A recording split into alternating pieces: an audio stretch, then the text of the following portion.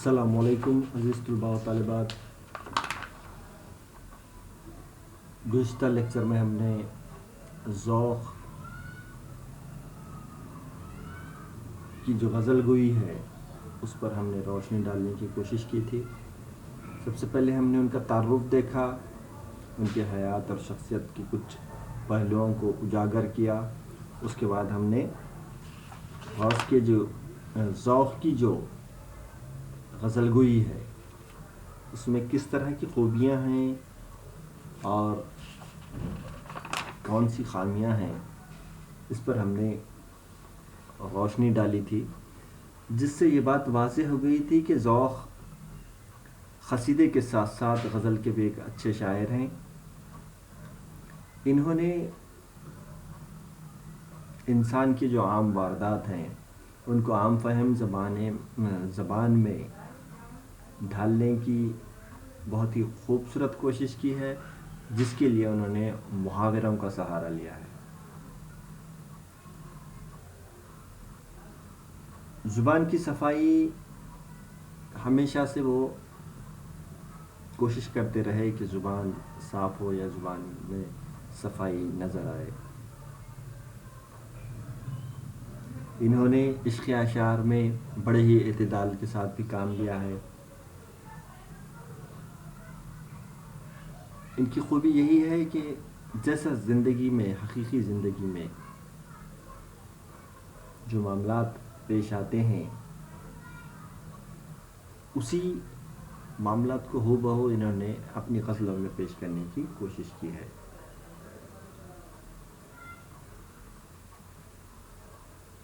ان کے بہت سے اشعار ضرب المثل بن گئے ہیں. اس کی وجہ بھی یہی بتائی جاتی ہے کہ ان کی جو زبان تھی، بامحورہ زبان کا جو استعمال انہوں نے کیا تھا، آسان زبان کا استعمال اور بامحورہ زبان کا استعمال، جس کے نتیجے میں ان کے اشعار ضرب المثل بن گئے. اور جیسا کہ انہیں مختلف علوم و فنون سے واقفیت تھی، جس کے لیے انہوں نے واقفیت رکھنے والے علوم کی جو اصطلاحیں تھیں اپنی غزلوں میں بہت ہی خوبصورت ڈھنگ سے استعمال کرتے دکھائی دیتے ہیں. ان کی لب و لہجے میں شان و شوکت نہیں تھی، لیکن ان کی اشعار اردو مولا کے ٹکسال میں ڈھلے ہوئے تھے، ہم ایسا کہہ سکتے ہیں. ان کے اشعار میں تہداری بھی نہیں تھی. تو یہ تمام خوبیاں اور خامیاں ہم کو ذوق کی غزلوں میں دیکھنے کو ملتی ہیں. اب چلتے ہیں ذوق کے اصل میدان کی طرف، جس نے انہیں عروج کی بلندیوں تک پہنچا دیا. اور ہم دیکھتے ہیں کہ ذوق ایک ایسے شاعر بن کر ہمارے سامنے آتے ہیں جو اردو قصیدہ نگاری کی فضا پر سودا کے بعد اگر کسی کو رتبہ یا درجہ دیا جاتا ہے تو وہ ہے شیخ محمد ابراہیم ذوق کو.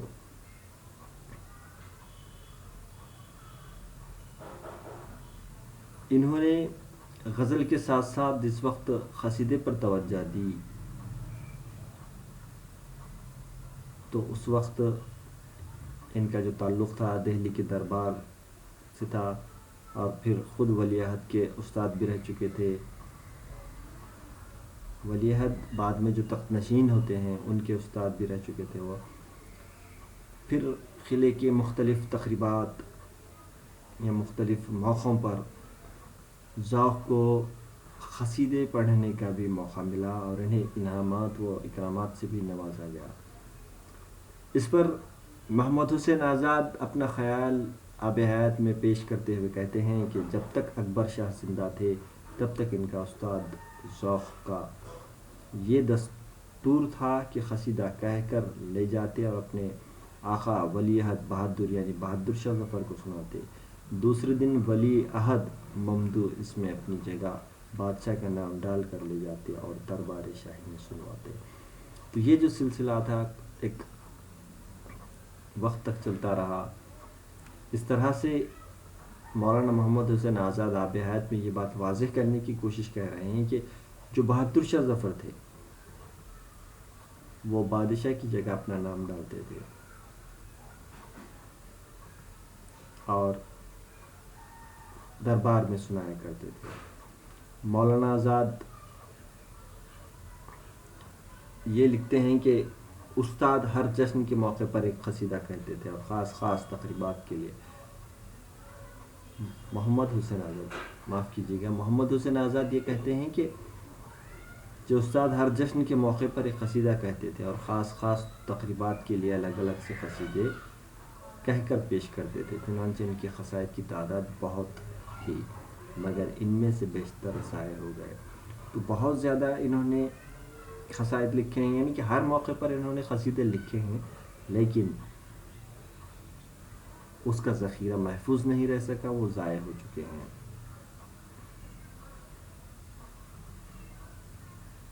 محمد حسین آزاد کا اور ایک قول ہے: عالم جوانی کی تباہ آزمائی سب برباد ہوئی، جو کچھ رہا وہ چند قصیدے ہیں کہ بڑھاپے کی ہمت کی برکت ہے. اب مولانا آزاد نے ان کا جو کلام ضائع ہوا ہے ذوق کا، اس پر تبصرہ کرتے ہوئے کہتے ہیں کہ جوانی کے عالم میں جو کچھ تباہ کیا ہوا تھا وہ سب کچھ تو ضائع ہو چکا ہے یا برباد ہو چکا ہے. چند ایک قصیدے ہیں جو انہوں نے بڑھاپے میں برکت کے طور پر لکھے تھے، یعنی کہ چنندہ ہیں اس لیے انہوں نے برکت کے طور پر کہا ہے. مگر تحقیق سے بات غلط ثابت ہو جاتی ہے، کیونکہ ذوق کے جو قصائد دستیاب ہیں ان میں جوانی کے قصیدے بھی شامل ہیں. لیکن اس کے بعد پھر تحقیق کی گئی اور پتہ چلا کہ یہ جو مولانا محمد حسین آزاد کا قول ہے یہ درست نہیں ہے، اور ان کے جو قصائد دستیاب ہیں ذوق کے، ان میں جوانی کے لکھے ہوئے قصائد بھی دستیاب ہیں. بہرحال اتنا ثابت ہے کہ ذوق نے بہت سے قصیدے کہے جن میں آدھے کے قریب 1857 کی بغاوت کے دوران ظاہر ہو گئے. کیونکہ ذوق نے، اب ہم دیکھتے ہیں کہ دربار سے ان کا تعلق ہے اور ہر تقریب پر وہ قصیدہ لکھتے ہیں، تو ان کی تعداد بہت زیادہ ہونی چاہیے تھی.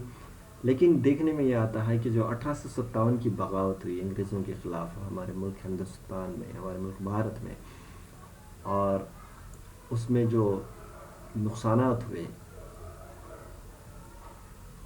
اس نقصانات میں ہم یہ دیکھتے ہیں کہ ان کے جو قصائد تھے ذوق کے، ان قصائد کا آدھے سے زیادہ ذخیرہ بھی ضائع ہو جاتا ہے. ظاہر ہے اتنے قصیدے کہنے سے مشق کا اچھا موقع فراہم ہوا اور ذوق کو اس فن میں مہارت حاصل ہو گئی. یعنی کہ اتنے زیادہ انہوں نے قصائد لکھے کہ جس کے نتیجے میں انہیں بہت زیادہ مشق کرنے کا موقع ملا. اور ہم دیکھتے ہیں کہ کسی چیز کی مشق بار بار کی جاتی ہے تو اس میں نکھار پیدا ہوتا ہے، اس میں مہارت پیدا ہوتی ہے. تو یہی بات ذوق کے ساتھ بھی ہوئی اور ان کے جو قصیدہ گوئی ہے اس میں نکھار پیدا ہونے لگا اور فن میں انہیں مہارت مل گئی.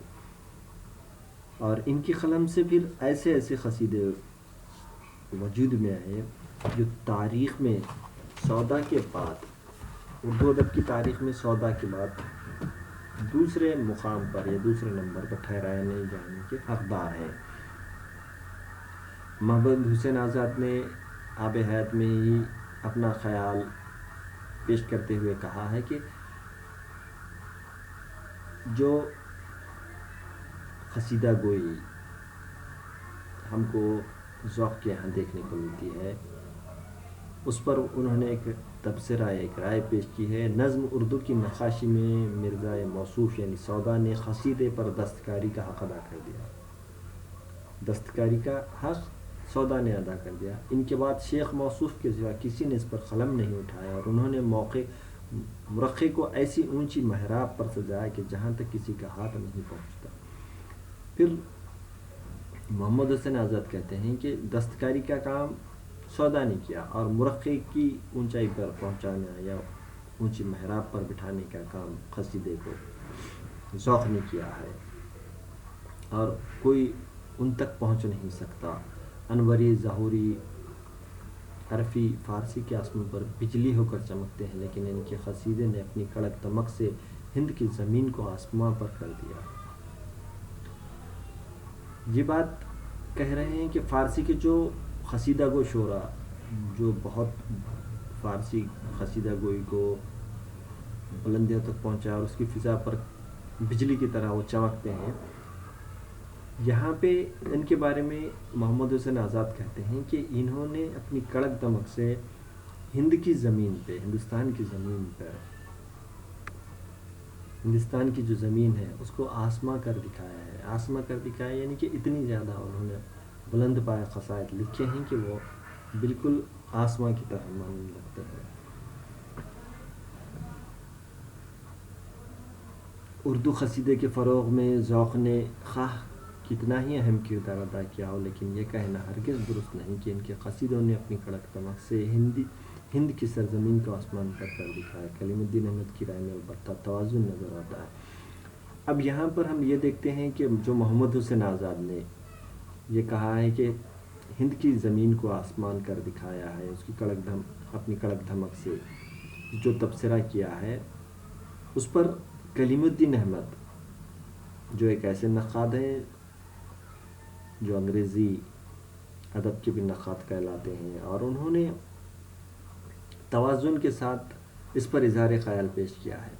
ہم یوں دیکھیں گے کہ نقاد جو ہوتے ہیں ہر ایک کی اپنی اپنی مختلف رائے ہوتی ہے، اور کئی جگہوں پر ٹکراؤ کی سی صورت بھی پیدا ہو جاتی ہے۔ تو یہاں پر انہوں نے توازن سے کام لیا ہے، جبکہ محمد حسین آزاد نے مبالغہ سے کام لیا ہے۔ ذوق نے بھی قصائد نہایت اہتمام و کاوش سے لکھے، ہر قصیدے کا رنگ جدا ہے، ہر قصیدے میں ایک نئی بات پیدا کرنے کی کوشش کی ہے۔ تنوع میں بھی سودا کی پیروی کرتے ہیں، لیکن وہ جوش، وہ گرمی، وہ اصلیت میسر نہیں۔ وہ کہتے ہیں کہ کلیم الدین احمد انہوں نے بہت کوشش کی، بہت محنت کی، اور ہر قصیدے کا ان کے رنگ ذوق کا جدا بھی ہے، اور ہر قصیدے میں انہوں نے ایک نئی بات پیدا کرنے کی کوشش کی، اور قصیدے کا جو تنوع ہے اس میں وہ سودا کی ہی پیروی کرتے دکھائی دیتے ہیں، لیکن جوش، گرمی اور اصلیت جو سودا کے قصیدہ نگاری میں ہے وہ ان کے یہاں میسر نہیں۔ ایسا خیال کلیم الدین احمد جو اردو ادب کے بہت ہی اہم نقاد گزرے ہیں ان کا کہنا ہے۔ ذوق کی جو قصیدے دستیاب ہیں ان کی تعداد 25 کے قریب ہے۔ ممدوحین کا دائرہ بھی محدود ہے، یعنی کہ کم لوگوں پر انہوں نے لکھا ہے، کم لوگوں کی مدح کی ہے۔ ایک قصیدہ مرزا مغل کی مدح میں ہے، باقی سب کے سب اکبر شاہ ثانی اور بہادر شاہ ظفر کی مدح میں، یعنی کہ 3 ہی لوگوں پر یہ 25 قصائد لکھے ہوئے ہیں۔ سب سے پہلے تو کیا کہا گیا ہے، مرزا مغل پر ایک لکھا ہوا ہے، پھر اکبر شاہ ثانی اور بہادر شاہ ظفر، ان دونوں پر لکھے ہوئے ہیں۔ حیرت ہے کہ مذہب سے گہرا شغف ہونے کے باوجود انہوں نے بزرگان دین کی شان میں کوئی قصیدہ نہیں کہا۔ ذوق کو مذہب سے بہت زیادہ دلچسپی تھی، اس کے باوجود بھی ذوق نے بزرگان دین کی شان میں ایک بھی قصیدہ نہیں لکھا ہے۔ یہ حیرت کی بات ہے۔ عام طور پر دیکھا یہ جاتا ہے کہ جس چیز میں ہماری دلچسپی ہوتی ہے ہم اس پر اپنے خیالات پیش کرنے کی پوری طرح کوشش کرتے ہیں، لیکن ایسا یہاں دیکھنے کو نہیں ملا ہے۔ ذوق نے ایک بھی قصیدہ بزرگان دین کی شان میں نہیں لکھا ہے۔ انہوں نے ایک قصیدہ مرزا مغل کی شان میں، ان کی مدح میں، اور بقیہ جو قصائد ہیں جس میں اکبر شاہ ثانی اور بہادر شاہ ظفر، ان دونوں کی مدح میں ہی قصائد لکھے ہوئے ہیں۔ ان کے قصیدوں کو سودا کے قصیدوں کے سامنے رکھ کر اگر دیکھتے ہیں تو ہمیں یہ احساس ہوتا ہے کہ مضامین و موضوعات کا دائرہ سودا کے مقابلے میں محدود ہے۔ سودا کے مقابلے میں رکھ کر دیکھتے ہیں تو ہم، ورنہ دوسروں کے مد مقابل اگر ان کے قصائد کو پیش کریں گے تو ذوق کے قصیدوں کے موضوعات محدود نہیں دکھائی دیں گے۔ سودا کے برعکس انہوں نے جتنے قصیدے لکھے وہ طبیعت کی اپت سے نہیں، صرف فرض ادا کرنے کے لیے طبیعت پر جبر کر کے لکھے، اس لیے وہ جوش و خروش اور احترام کے فطری اظہار سے خالی ہیں۔ یہاں یہ بات بتائی جا رہی ہے کہ سودا جو مزاجن قصیدے نگاری کے لیے موضوع اور مناسب مزاج رکھتے تھے، ویسا مزاج ہم کو ذوق کے یہاں دیکھنے کو نہیں ملتا ہے۔ انہوں نے ایک دو قصائد ایسے لکھے ہیں جس میں جوش، ولولہ، احترام اور فطری اظہار خیال دکھائی دیتا ہے، لیکن زیادہ تر ان کے قصائد ایسے ہیں جو ان کی طبیعت کے خلاف ہیں، یعنی کہ جبراً انہوں نے اپنے اوپر ظلم کرتے ہوئے یہ قصائد لکھے ہیں، ایسا ایک نظریہ یہاں پہ پیش کیا جاتا ہے۔ بے شک ان قصیدوں سے شاعر کی فنکارانہ صلاحیت اور علمی لیاقت کا پتہ چلتا ہے، مطالعے کی وسعت اور تخیل کی بلندی کا اندازہ ہوتا ہے، بیان پر قدرت اور زبان کی مہارت کا بھی اندازہ ہوتا ہے۔ ہم یوں کہہ سکتے ہیں کہ انہوں نے جب مزاج اور فطرت میں ان کے یہ چیز داخل نہیں تھی، اس کے باوجود جس طرح کے قصیدے لکھے ہیں اس سے ہر کوئی اس بات کا اعتراف کرنے پر مجبور ہو جاتا ہے کہ ذوق ایک علمی لیاقت رکھتے تھے، فنکارانہ صلاحیت رکھتے تھے، ان کے مطالعے کی وسعت کے جوہر دکھائی دیتے ہیں، تخیل کی بلندی کا بھی اندازہ ہوتا ہے، اور زبان و بیان پر انہیں بے انتہا قدرت حاصل تھی۔ یہ تمام خوبیاں ہم کو ان کے یہاں دیکھنے کو ملتی ہیں۔ اس کے بعد ڈاکٹر تنویر احمد علوی نے اپنا ایک خیال پیش کیا ہے۔ وہ کہتے ہیں کہ لفظوں میں شاعر کی جدت طرازی، اختراع پسندی اور ندرت کاری کا قائل ہونا پڑتا ہے، لیکن قصیدہ نگاری کے لیے جس خلاقانہ صلاحیت کی ضرورت ہے وہ ان کے یہاں ناپید ہے۔ تو یہاں پر ڈاکٹر تنویر احمد علوی نے جو خیال پیش کیا ہے اس میں وہ یہ کہہ رہے ہیں کہ جدت پسندی، اختراع پسندی اور ندرت کاری جو شاعر کے یہاں نہیں ہوتی، وہ یہاں ہم کو ذوق کے پاس دیکھنے کو ملتی ہے۔ بہت کم شعراء کے پاس یہ چیزیں دیکھنے کو ملتی ہیں، لیکن قصیدہ نگاری کے لیے جو خلاقانہ صلاحیت کی ضرورت ہوتی ہے وہ ان کے یہاں نہیں ہے۔ ایسا ایک خیال ہم کو تنویر احمد علوی کے یہاں دیکھنے کو ملتا ہے۔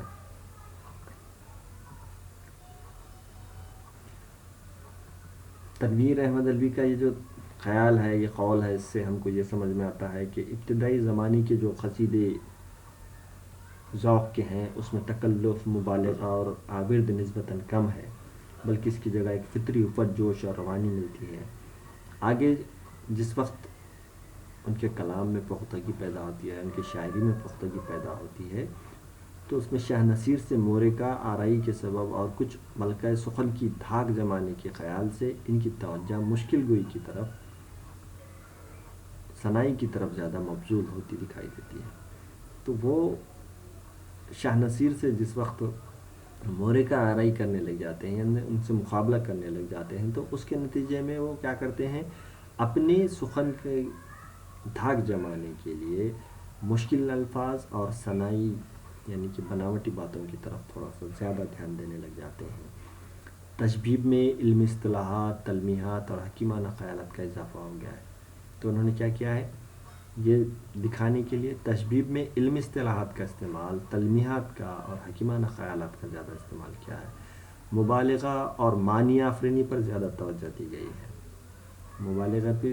مبالغہ آرائی میں بھی زیادہ توجہ دی ہے اور معنی آفرینی پر بھی۔ اور اسی زمانے میں ہم دیکھتے ہیں کہ انہوں نے 18 شعر 18 مختلف زبانوں میں کہے تھے۔ اسی پر انہیں خاقان ہند کا خطاب بھی ملا تھا، اور آخری زمانے میں تسنا کم ہو گیا اور پختگی و متانت نے اس کی جگہ لے لی تھی۔ یہی وہ زمانہ ہے جس میں انہوں نے اپنا مشہور قصیدہ شب کو میں اپنے سر بستر خواب راحت لکھا، جو مختلف مصطلحات کے استعمال اور علم مسائل کے ذرا میں اپنی نظیر آپ ہے۔ تو ہم دیکھتے ہیں کہ انہوں نے اپنے فن کے جوہر دکھانے کے لیے یا اپنا لوہا منوانے کے لیے 18 اشعار 18 مختلف زبانوں میں کہے ہیں۔ یہ کوئی عام کارنامہ نہیں ہے، یا کوئی عام آدمی اس کو نہیں کر سکتا ہے۔ ہم دیکھتے ہیں کہ انہوں نے اس بات کے ذریعے یہ ثابت کرنے کی کوشش کی ہے کہ ان کے اندر اتنی صلاحیتیں موجود ہیں، اور پھر اسی پر انہیں خاقان ہند کا خطاب بھی دیا جاتا ہے، اور اس کے بعد ان کا جو مشہور قصیدہ ہے شب کو میں اپنے سر بستر خواب راحت لکھا، تو اس کو انہوں نے اپنے آخری وقت میں، یعنی کہ جس وقت فن میں پختگی وہ متانت آ گئی تھی اور تسنا کو انہوں نے کم کر دیا تھا، اس وقت کے زمانے کا یہ شعر ہے، اور اس میں جو مختلف مصطلحات استعمال کی گئی ہیں یا علمی مسائل کا اظہار ہے، اس کی نظیر بہت کم دیکھنے کو ملتی ہے۔ تو اس طرح سے مختلف خوبیاں، مختلف خصوصیات ان کی قصیدہ گوئی میں ہم کو دیکھنے کو ملتی ہیں۔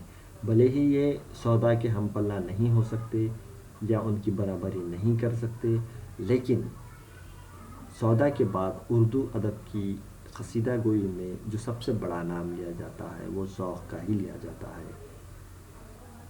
آئندہ لیکچر میں ہم جو مختلف اجزائے ترکیبی ہیں قصیدے کی، ان کا کس طرح سے استعمال اور ان میں کس طرح سے مضامین پیش کیے ہیں، اس کو ہم دیکھنے کی کوشش کریں گے۔